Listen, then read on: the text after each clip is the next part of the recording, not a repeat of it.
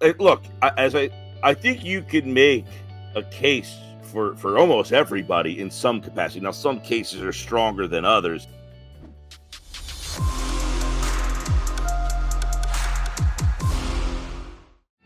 Welcome back in, everybody, to Birds 365. We are joined by Mike Gill's Trees out back. Yeah, Mike should be forest.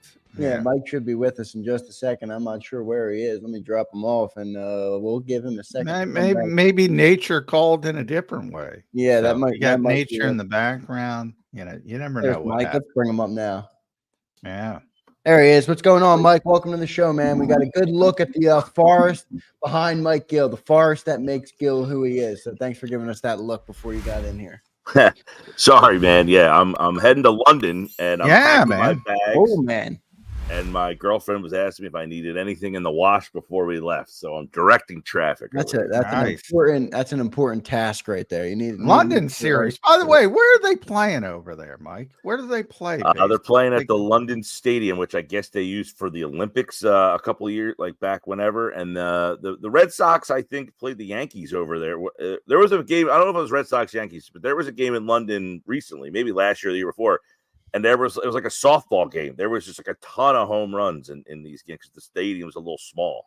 Oh, all right. Because, I know it's not going to be Wembley because that's the opposite of small. You can fit 100,000 people in there. It's called London Stadium, but I don't know what it was like what it was called, like for the Olympics or whatever. But yeah, it's and the NFL plays at Wembley, and they play at Tottenham Hotspur for all you English Premier League fans, which seats about 70,000, I think. But this is like 40,000.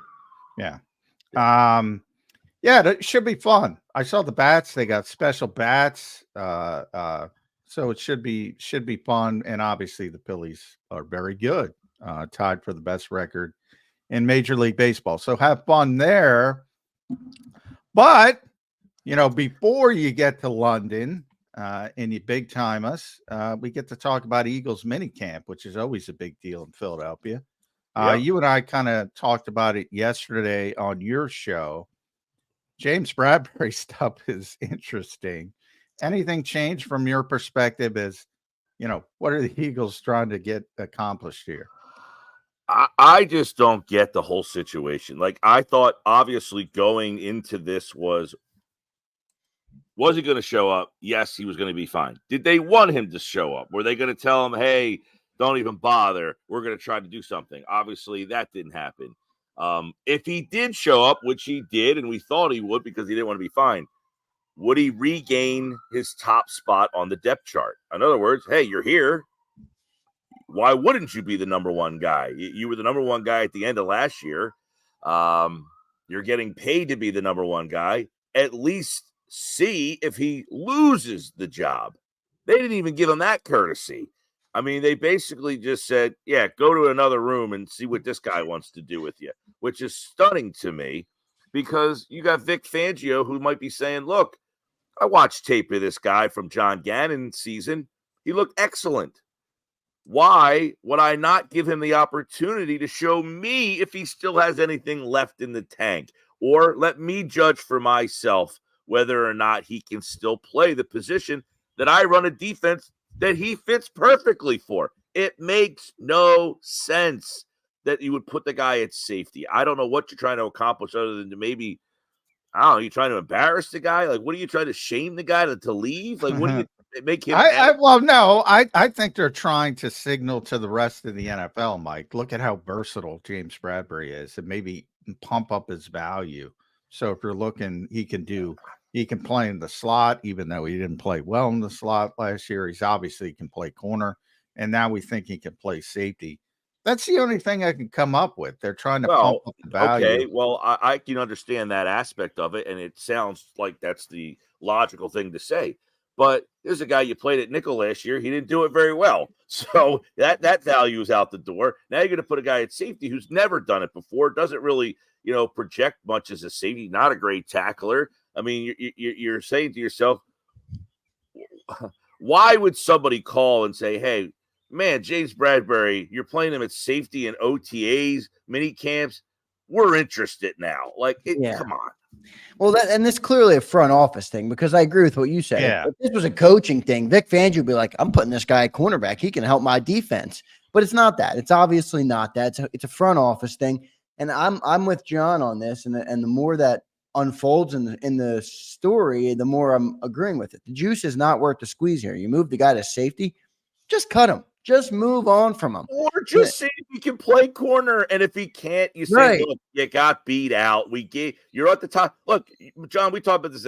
Don't read into the mini camp depth chart. Is Kaylee Ringo the number one guy? He maybe not. We don't know. So if you put James Bradberry out there, does it mean he's the best? No, but at least give the guy the courtesy to say, hey, you're the guy until you lose it. We brought competition in. We weren't happy with what we saw.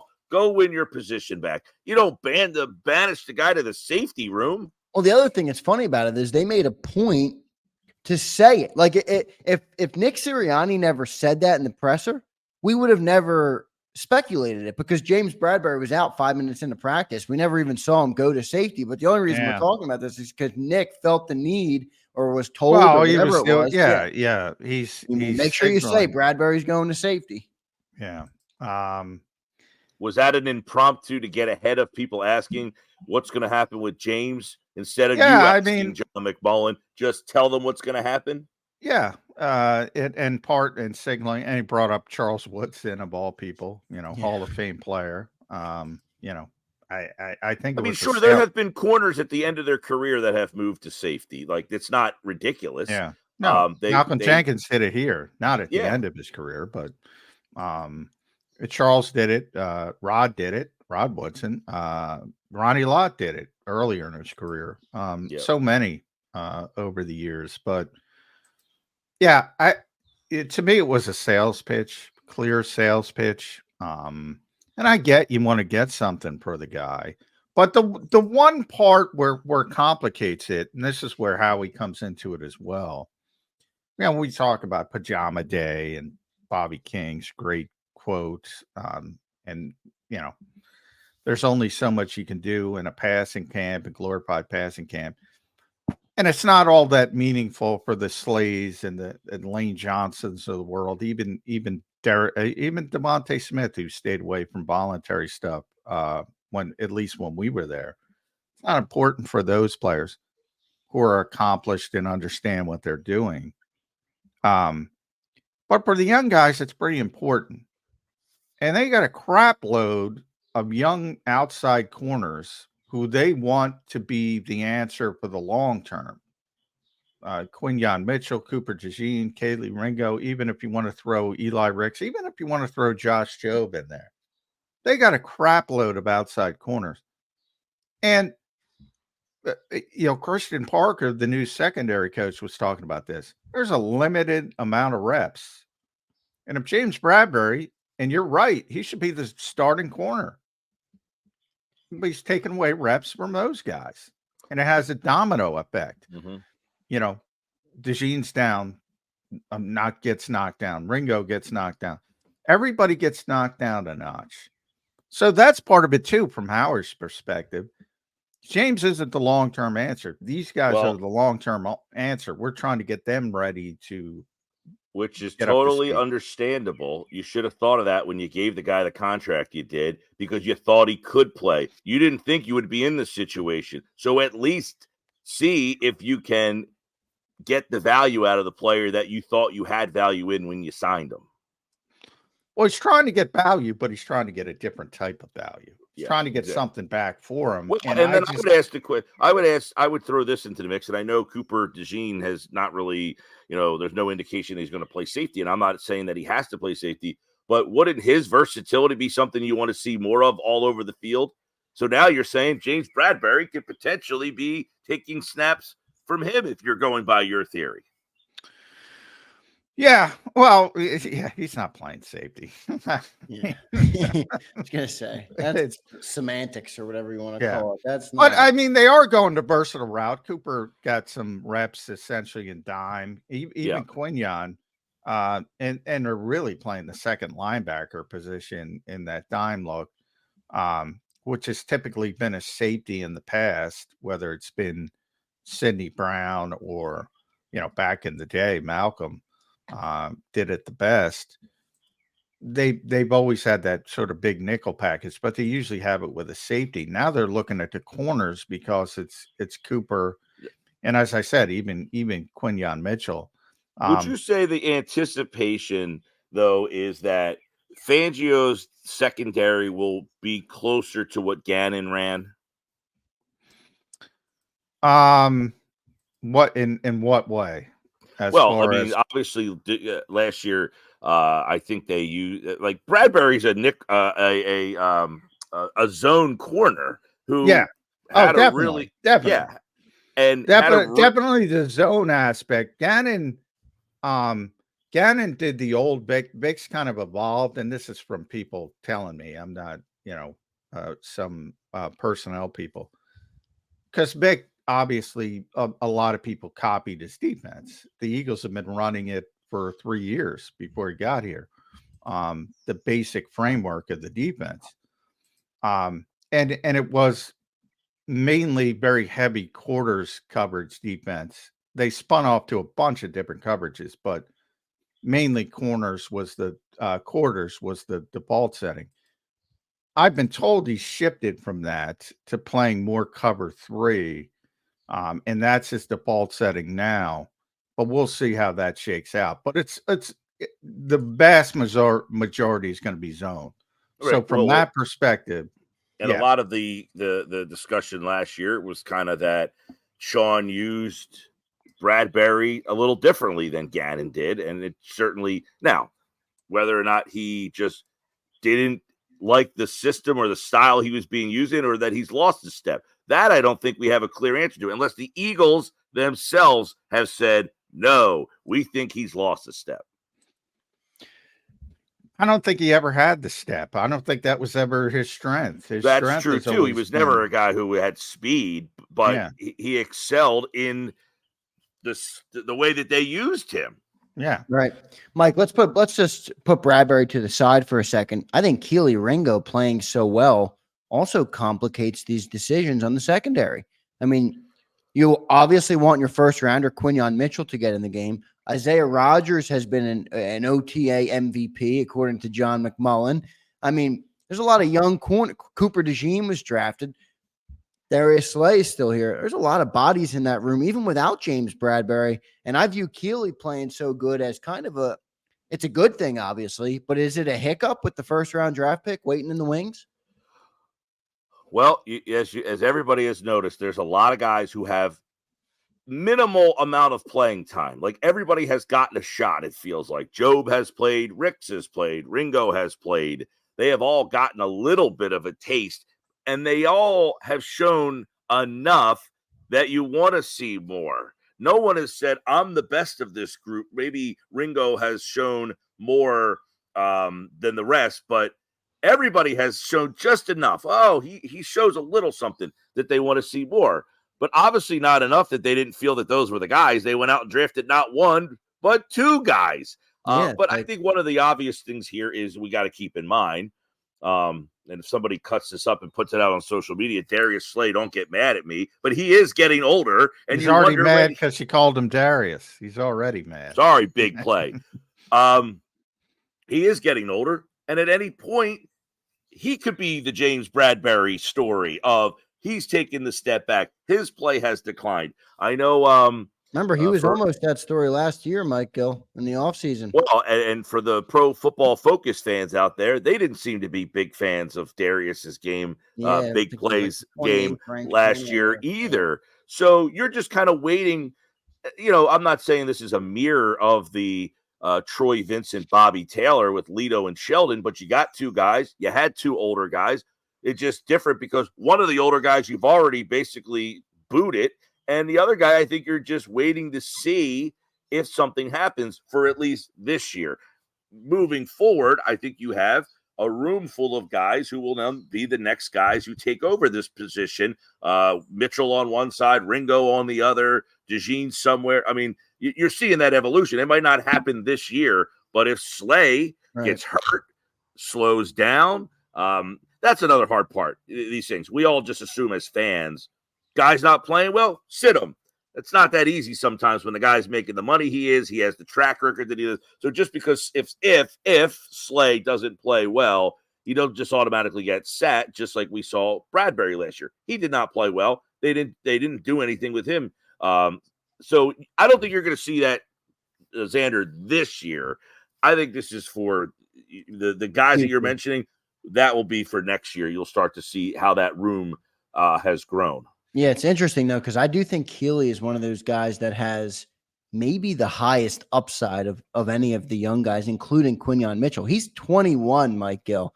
And you could argue if he stayed in college another year, he came out pretty early, he would have been a first-round draft pick. He was a great college player at Georgia. Great. I mean, he was locked down. That's what's funny, the pedigree of everything, because now Kaylee's a 4th-round pick. You know, right, exactly. Kaylee's a 4th. If he stays in college, you never know what happens as far as injuries, but you know, he was a 2-time national champion from what he was, and you know, had plenty of upside to grow. I think it would have been a pretty safe bet that he would have been a 1st-round pick if he would have stayed, and he probably should have stayed one more year from that perspective. He's 6'2", he runs a 4.36. I mean, he had to get stronger. He didn't have great strength numbers coming out. That probably hurt him a little bit. And again, as you get older, he's so young that you get natural. And you saw him on the field. He looks very good in run support and holding up. 12 months, he would have been a 1st-round pick, but now forever, Mike. Well, Quinyon's the 1st-round pick and Kaylee's a 4th-round pick. I would not be surprised at all if Kelee Ringo's the starter week 1 in Brazil. Would not surprise me at all. Yeah, I mean, I think you could make a case for almost everybody in some capacity. Now, some cases are stronger than others here. Yeah. Eli Ricks, he had a pedigree. He had the track. He was a guy that, you know, coming 3 or 4 years ago, you would have said that guy's going to be the 1st-round pick. He's the guy. Josh Jobe has played. You know, he got starting reps when people were out. They went to him first at times last year. So everybody's gotten their shot. And then, of course, you have 2 guys that they drafted this year. And I think everybody is hopeful. That's the thing. You get a little taste of a guy. If he doesn't impress almost immediately, you're almost sour on the guy. So it's almost like everybody is just hopeful that Mitchell or DeJean are better than the guys that you already have, because you're saying you drafted these guys, so you must not like the guys you already have. That might not be the case here with the Eagles, but it might be the case for this particular season. Yeah, gonna have a lot of bodies. Mike, let's go offense now. John, you know, said another boring day. He called it from the offense. Not a, I mean, 80% underneath stuff, a couple more interceptions thrown in there. Pretty ugly stuff so far from the offense. Any concern? No, there's never concern at this time of the year with that kind of stuff. You got a new offensive coordinator. You're kind of, you know, just feeling your way through. What do I got? Who do I got? Now, you got a lot of great toys. So you're always kind of scratching your head. Anytime this offense has a hiccup, you're like, how? How is that possible? You got 2 of the top, 15 wide receivers in the league on the same team. You've got a running back now that's probably one of the top 5 at his position. So you're always going to say, how do you struggle with the talent that you have on this offense? But who knows what they're doing out there right now? What are they trying to accomplish? What are they trying to, kind of install at this stage of the game? So no, nothing there. I guess the one story was the Becton stuff, which I know you guys were talking about right before I came on, which is kind of interesting. We had Jeff Mosher on back in when they signed him, and he had said, hey, they're going to look at him at guard. And a lot of people didn't really know. They didn't even really say anything about it. But I said to Jeff yesterday, we were texting back and forth, I just thought it was surprising that he was playing left guard. I get that Dickerson wasn't there. Fine, you need to fill in. But to me, if I'm going to look at him at guard, this goes back to what you were saying, John. This is the way my philosophy is anyway. Hey, if I'm going to look at this guy at guard, why not give him the best shot to be the right guard? Why am I wasting? He's not going to play left guard. Landon Dickerson's not losing that job. And if Landon Dickerson gets hurt, fine. Maybe they only view him as a swing guard. But heck, if I'm going to play him at guard, why not have him win the position? Put him at right guard and get him as many reps there as possible so that he gets, as much muscle memory as possible between. That was my only thing yesterday that I thought was a little odd. Well, I would say again, it's, you have to pay attention to what's going on each day and more so the voluntary stuff than the mandatory mini camp. And Landon was the only guy not there, as you mentioned, but that was excused absence. So they needed somebody at left guard. Now, if you go back to the voluntary stuff, Mike, Lane wasn't there. So Mekhi Becton was playing right tackle. Maybe he would have been playing right guard if Lane was there.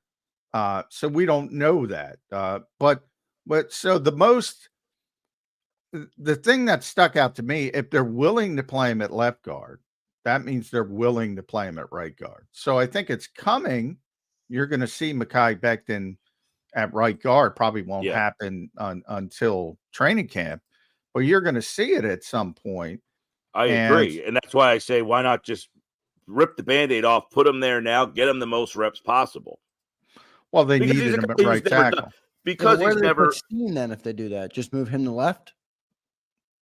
Well, no, at this point, you're only plugging in someone at left today or yesterday because Dickerson wasn't there. So you throw Matt Hennessy there or the Sharping. Well, and that's the thing. They do want Tyler Steen to win the job, but they're not going to give it. They're not going to hand it to him. And this is an indication that, forget about Max Sharping and Matt Hennessy. If he doesn't win the job, then you start thinking about Mekhi Becton being your right guard. And Lane Johnson, not that Lane's in charge, but he said, hey, we got to get this guy on the field.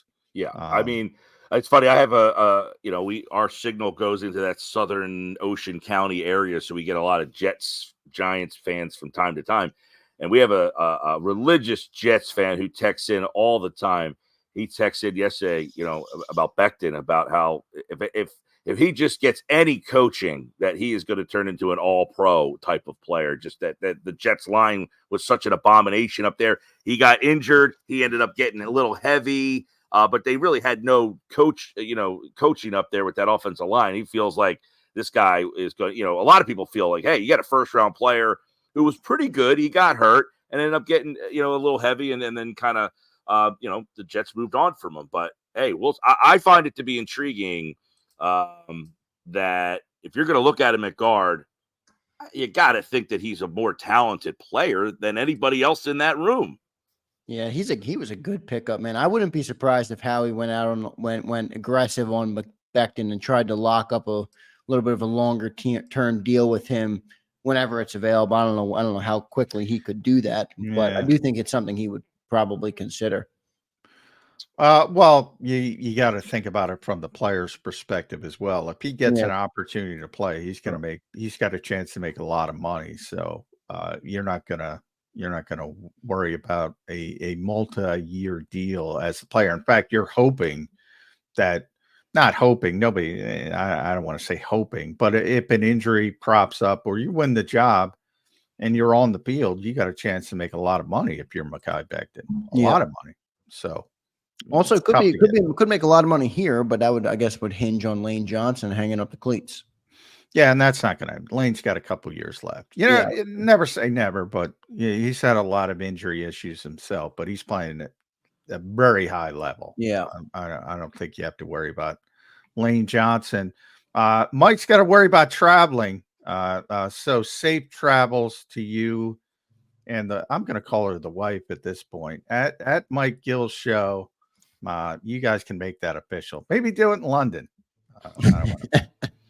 Some pressure for Mike Gill on the way out the door. I don't want to give you pressure.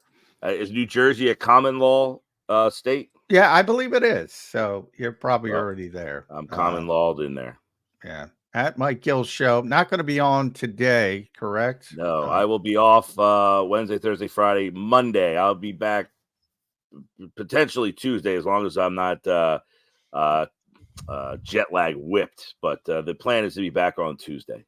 All right, should be fun. We'll give Josh Henning a plug. I assume he's going to fill in for you. Yeah, Josh is on Wednesday, Thursday, and then my guy Nick Earnshaw and Ryan there because we're on remote Friday. Nick Earnshaw is one of our producers. He does a good job. So those guys are going to be at the LPGA. We're at the LPGA, which is down the shore this. Nice. This You're going to miss that. Oh, where's that, Mike? I'm down in Cape May, so I've been tuning in to 97.3 a little bit as well. You guys been doing a great job. But where's the LPGA thing? It's at the Seaview in Galloway. Oh, nice. This is the LPGA weekend. Huge event. It's very well attended. It's an awesome time. If you've never been, I'm not going to be there this year. I'm actually kind of upset. I love going. I sit on the 18th green, and you just watch them chip from 200 and just boop right on the green every single time. So that's this weekend. It's the tickets are generally free if you just want to walk around the greens and just be that close to a big time event. But that's this weekend. So I'm kind of disappointed I'm missing. By the way, you're not flying out. They don't fly out of AC to places like that, do they? No, I got to go to Philly. International. Yeah. All right. Because it is Atlantic City International, technically. That's because they go to Mexico. All right. Yeah. All right. Thank you. Thank you for clarifying that. All right. Yeah. Safe travels, buddy. Appreciate it. Mike, thanks for joining the show, man. We'll talk to you next week. Safe travels. All right, everybody. See you. See you, man. There's Mike Gill joining us on Birds 365. Pretty good stuff from Mike there. Pretty good takes. Talked offense. We talked defense. Johnny Mac and I will take a commercial break. We'll come back. Still, we got 25 minutes or so left to go until BLG gets into the show, who was also down at the mini camp yesterday. So we'll have another set of eyes who was down there, maybe saw it from a different perspective than Johnny Mac. We'll have him in hour number 2. But coming back after the break, Johnny Mac and I will get deeper into the mini camp, what John saw, any concerning things he saw, any good things he saw. We'll get into it all coming up next on Birds 365. If you missed any of today's show on the JAKIB Media channel, listen to the podcast on your way home. Available on YouTube, Apple, and Spotify.